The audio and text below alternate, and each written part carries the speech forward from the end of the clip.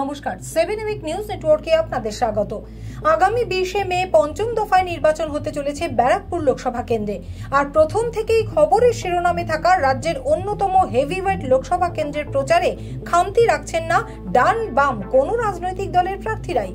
আর তৃণমূল থেকে টিকিট না পেয়ে ফের পদ্ম শিবিরে ফিরে গিয়ে নিজের গড় ধরে রাখতে অষ্টদশ লোকসভা নির্বাচনের লড়াইয়ের ময়দানে নেমেছেন অর্জুন সিং।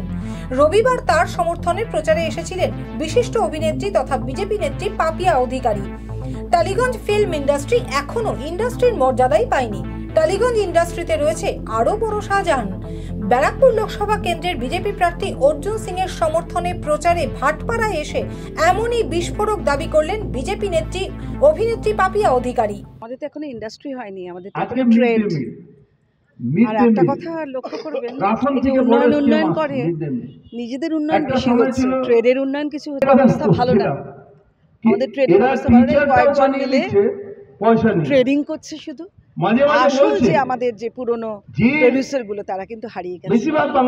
এবং এই যে সৌরভ বিশ্বাস এবং তার পার্টি, তারা তো এটাতে তাদের মস্ত মজা করে তুলেছে। যারা ওদের লোককে নিতে হবে, এতগুলো লোককে নিতে হবে, তাহলে তুমি সাসপেন্ড বয়কট। এ তো শাহজাহানের থেকেও বড় শাহজাহান, বিরাট শাহজাহান, বিরাট শাহজাহান। শাহজাহান তো শিখবে, শাহজাহান শিখবে। ঠিকানটা হচ্ছে ট্রেডে। তুমি আমার আছো, তুমি থাকবে, তুমি আমার নেই, তুমি যাও গোল্লায়। পাশাপাশি এদিন সাংবাদিকদের প্রশ্নের উত্তরে যাদবপুর লোকসভা কেন্দ্রের তৃণমূল কংগ্রেস প্রার্থী অভিনেত্রী সায়নী ঘোষকে মূর্খ বলে কটাক্ষ করলেন বিজেপি নেত্রী পাপিয়া অধিকারী। একটা মূর্খ, পলিটিক্যালি ইন্টেলেকচুয়ালি একদম মূর্খ। আবার কোন বুদ্ধির জোরে সে বলেছে কম্পারেটিভ লিটারেচারে সে নাকি পড়াশোনা করেছে। আমি চ্যালেঞ্জ করছি, আমি নিজে কম্পারেটিভ লিটারেচারে মাস্টার্স করেছি, তুলনামূলক সাহিত্য। ও একটা শুধু আমাদের যে কোনো মানে ফার্স্ট ইয়ার অবধি পড়েছে নাকি পড়ে আমরা জানি না, এসব মিথ্যা কথা।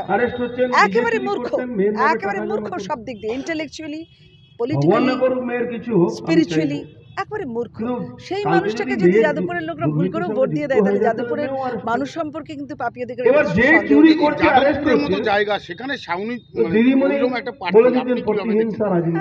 একেবারে রাজনৈতিক দেউলিয়াপানা। যে শিব যে কি, শিব এক অনন্ত জিজ্ঞাসা, তার নিচে এবং অনন্ত খোঁজ, যেটা আমাদের বেদান্ত, নিজে বেদান্ত চর্চা করি, যে অনন্ত খোঁজ, তাকে সে জননেন্দ্রিয় ভেবে তাকে এই সমস্ত আবল তাবল কথা বলবে। মহুয়া যদি লিপস্টিকের জন্য দেশ বেঁচে দেয় এবং তারপরে মা কালী সম্পর্কে অদ্ভুত অদ্ভুত কথা বলে, অশ্লীল অশ্রাব্য, এটাই ওদের শিক্ষা, এটাই ওদের কালচারাল সেলের একমাত্র হদিশ। ভাটপাড়া থেকে সুফল মজুমদারের রিপোর্ট, 7 উইক নিউজ নেটওয়ার্ক। আরো বিভিন্ন খবরের আপডেট জানতে হলে অবশ্যই সাবস্ক্রাইব করুন 7 উইক নিউজ নেটওয়ার্ক চ্যানেলটি, কারণ আপনাদের একটা সাবস্ক্রিপশন আমাদের কাছে অত্যন্ত মূল্যবান। জয় হিন্দ।